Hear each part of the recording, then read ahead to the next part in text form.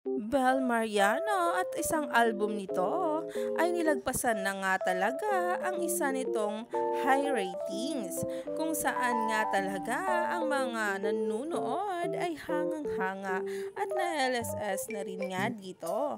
Kaya naman sa panibagong post patungkol kay Belinda ay pinag-usapan agad. Kaya naman narito nga mismo ang nasabing post patungkol dito na ngayon ay nagtitrending na.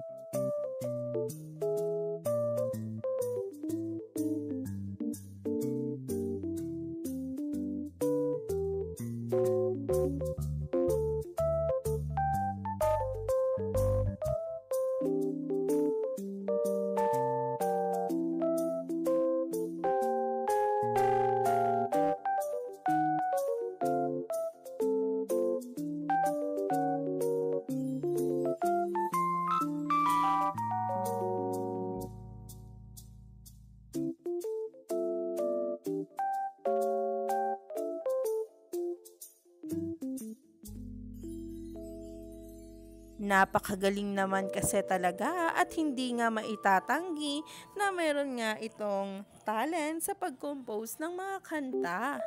Kaya naman ang maraming netizens at mga bula ay talagang hindi nawawala ang pagsuporta. Kaya naman, stay tuned lang tayo for more updates tungkol mismo kay Donnie Pangilinan at Bel Mariano.